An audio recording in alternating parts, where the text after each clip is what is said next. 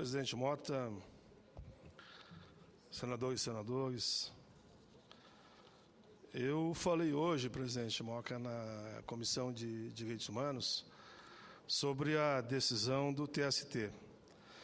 Decisão que me deixou muito indignado e, calculo eu, muito dos brasileiros.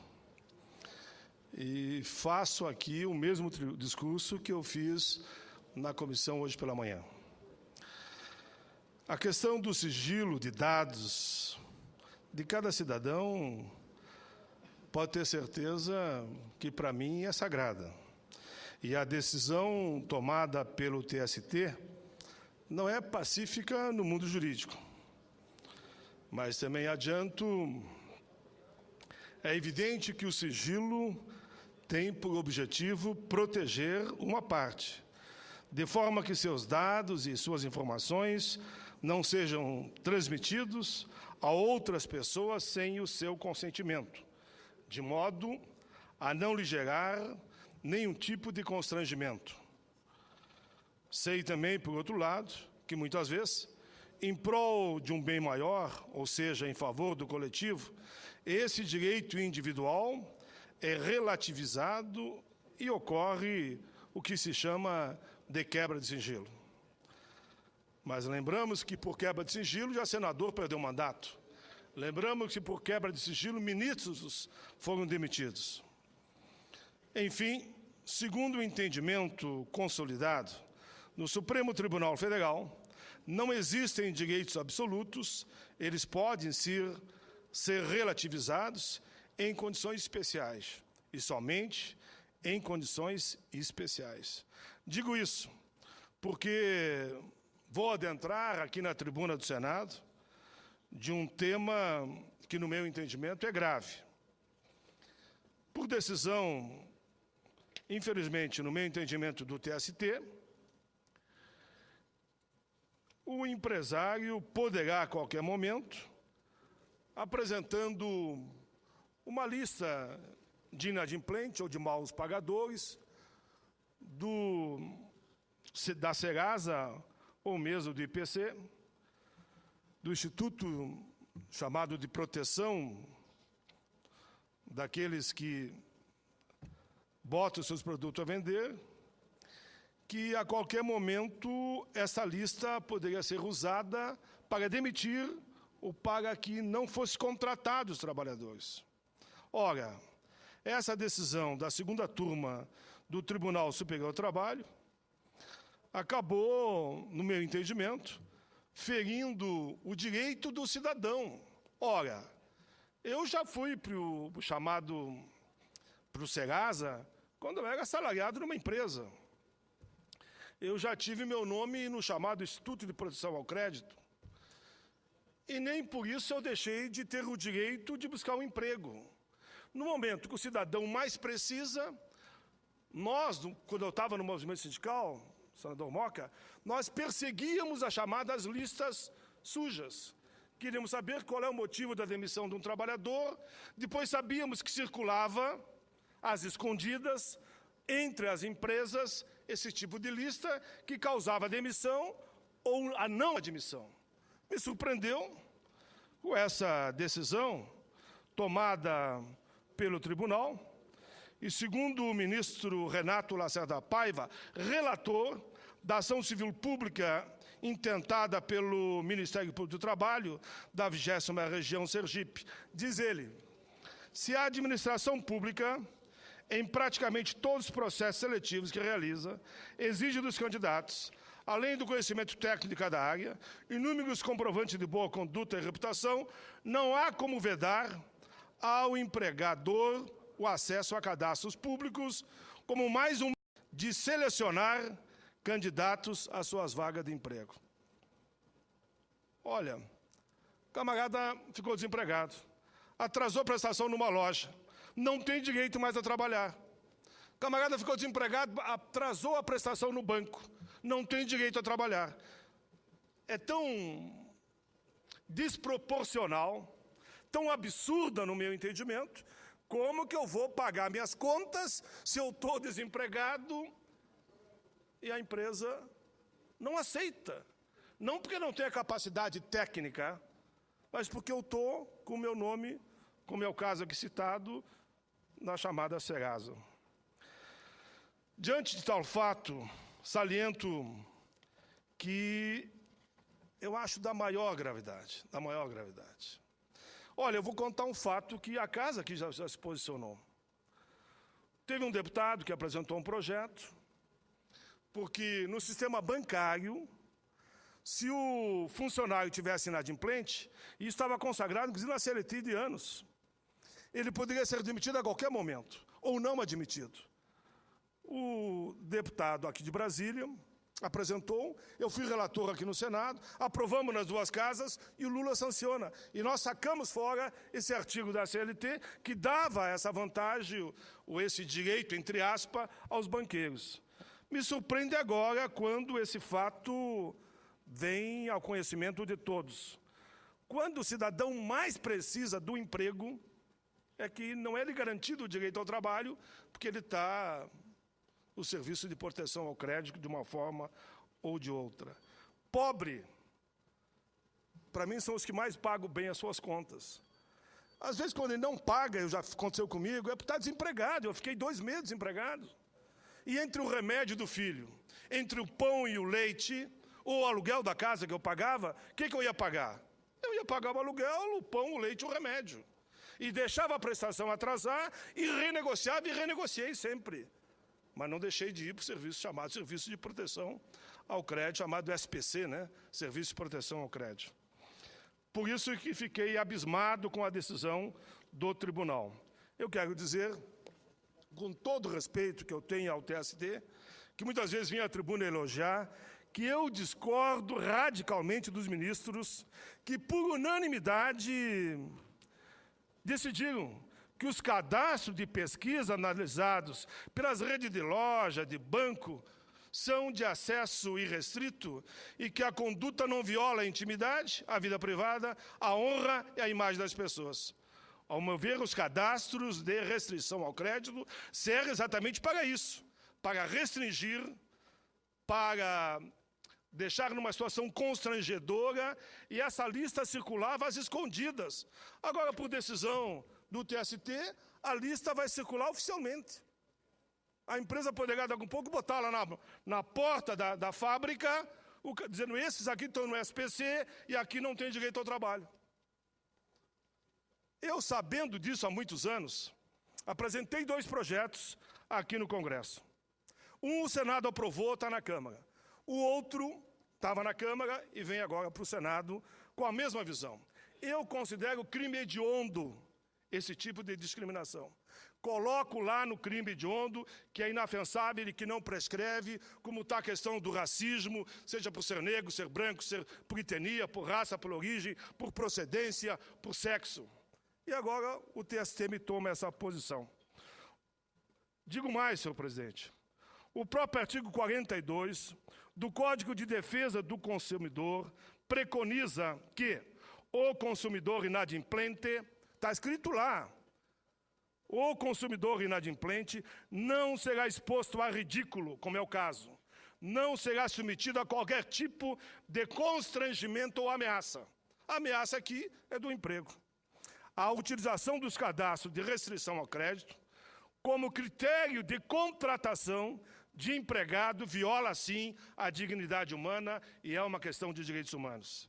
A inscrição de nome de pessoas inadimplentes em suas obrigações, em cadastro de inadimplentes, deve limitar-se tão somente aos objetivos pelos quais são criados, sob pena de se tornarem algozes do cidadão. Em 2003, como eu dizia antes, apresentei o projeto 2002, coibindo essa prática discriminatória na contratação de trabalhadores, lá em 2003.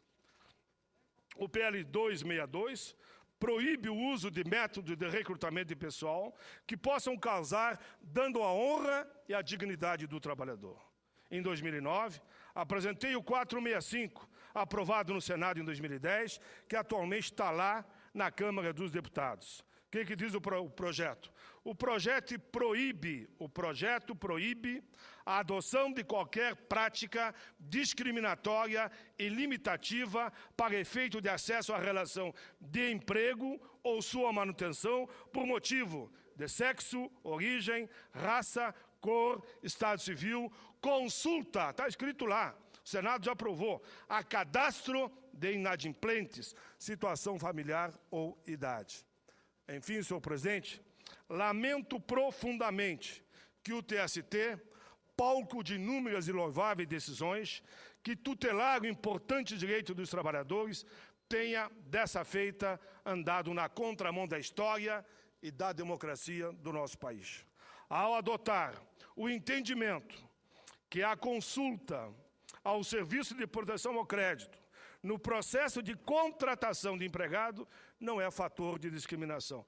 É, sim, fator de discriminação. É, sim, critério de seleção de pessoal e, no meu entendimento, um grande e lamentável equívoco.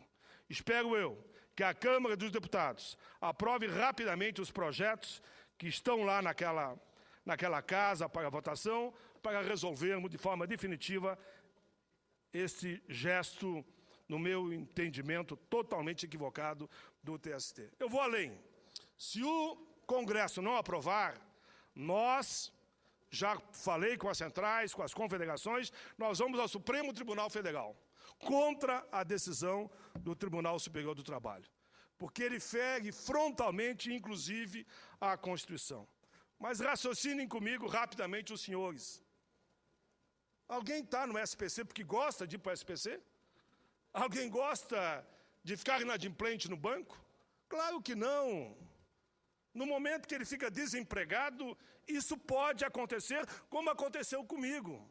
Eu sempre digo, quando eu venho à tribuna do Senado, ou faço um projeto, eu me boto do lado de lá do balcão, de quem está nas ruas, nas fábricas, quem está comprando fiado no armazém, quem está pedindo crédito, e quem está, às vezes, de sandália, ou chinelo de dedo, ou de tamanco no meu tempo, pedindo emprego. E o camarada chega e me diz, você não vai ser empregado, embora seja um bom técnico, porque você atrasou lá no armazém, porque não pagou o pão, ou não pagou isso, ou pagou aquilo, ou a roupa que comprou não pode trabalhar.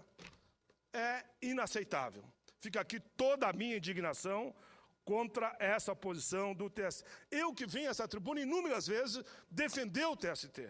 Sinceramente, não deu para entender essa decisão do Tribunal Superior do Trabalho, que sabe que o mundo real lá na rua é diferente.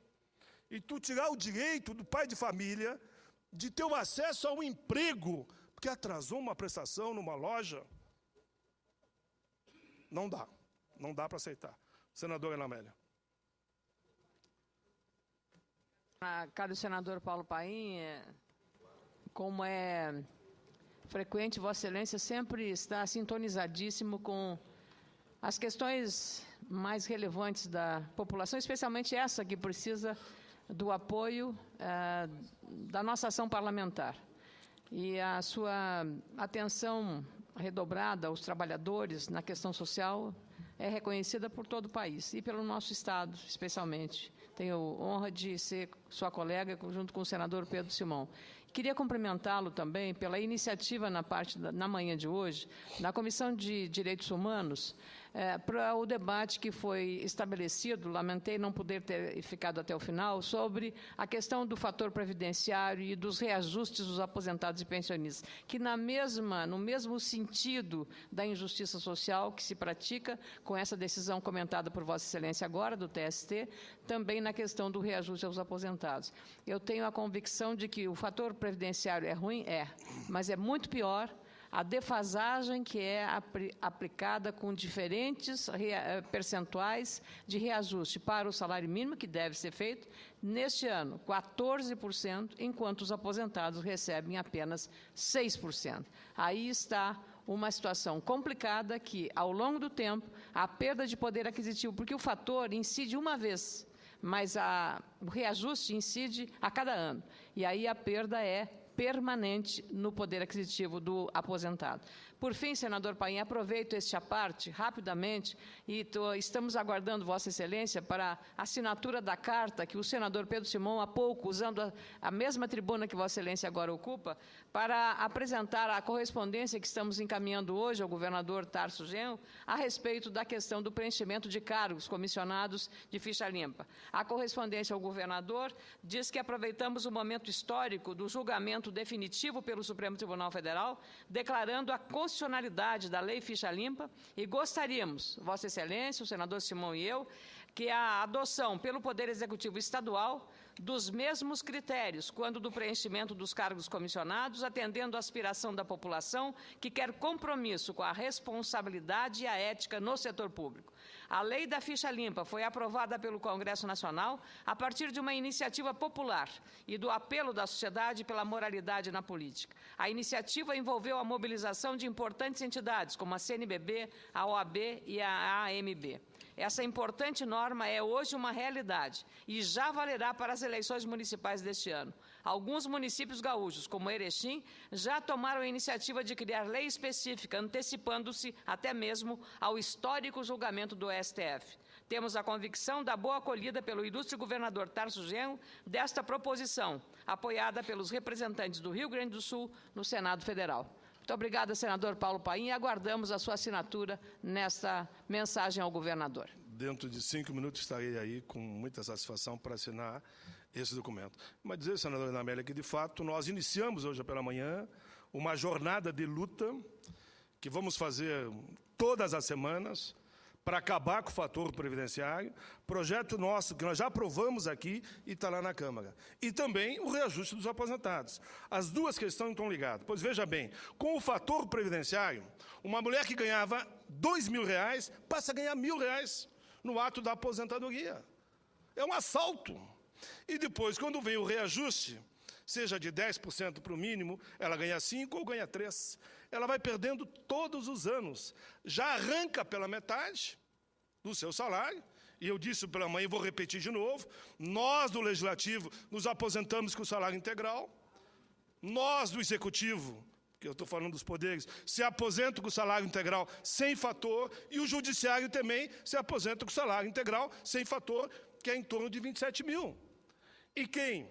O teto máximo é 3.900, como foi dito hoje de manhã, não passa de 3.400, com o fator baixa para 2, aí pega ainda esse maldito fator que confisca a metade do salário. Por isso que essa jornada de luta que lançamos hoje pela manhã, e que amanhã vai ser em São Paulo, tem 2 objetivos. Garantir o reajuste integral para os aposentados que ganham mais que o mínimo e acabar com o fator. Esse foi o eixo do debate. Teremos outra audiência amanhã pela manhã, que vai caminhar na mesma linha, aí vai ser lá na Subcomissão de Trabalho e Previdência. E também o movimento sindical vai soltar uma nota amanhã sobre essa decisão do TST, que, repito, para mim, absurda. No momento que o cidadão mais precisa, eles legalizam, aqui eu diria, aquilo que eles entendem na visão deles, que é a ficha suja deles.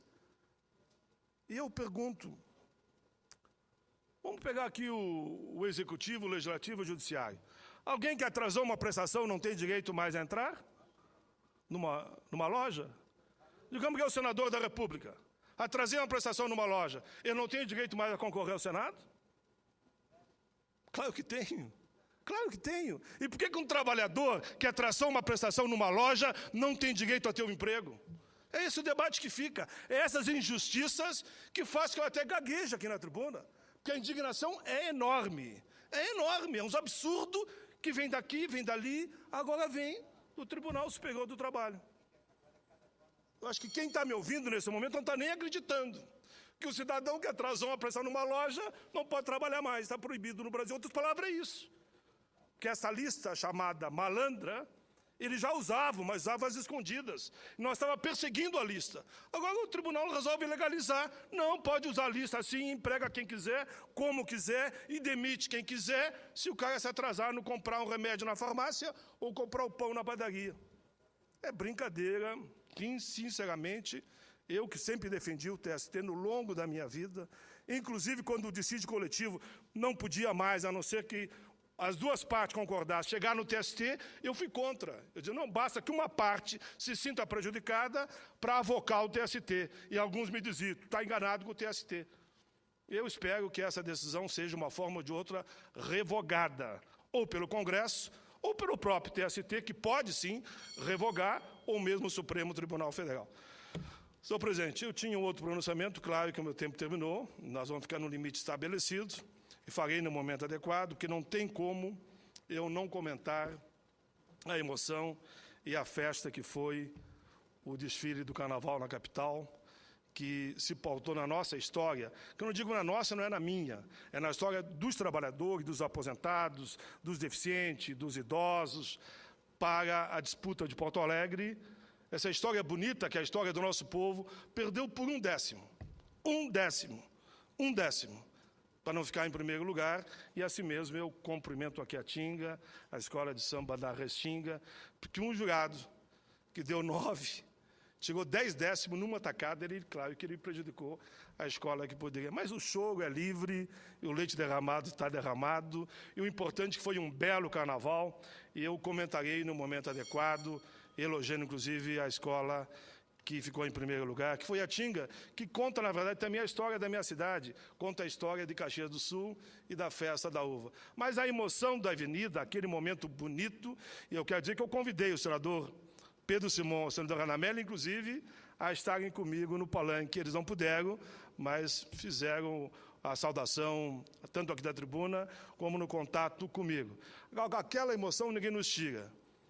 Aquelas arquibancadas lotadas, milhares de pessoas batendo palmas. E passou ali o carro do Congresso. Um dos carros é o Senado da República, e conta a história de um menino negro que imitava a minha caminhada, aí passa pelo sindicato, passa pela ida à África do Sul para pedir a libertação do Mandela, passa pelo Congresso e, no fim, fala dos livros que eu escrevi. Eram 6 carros. Mas eu volto a falar num outro momento, e eu encerro aqui a minha fala agradecendo a vossa tolerância, meu presidente Moca. Um abraço.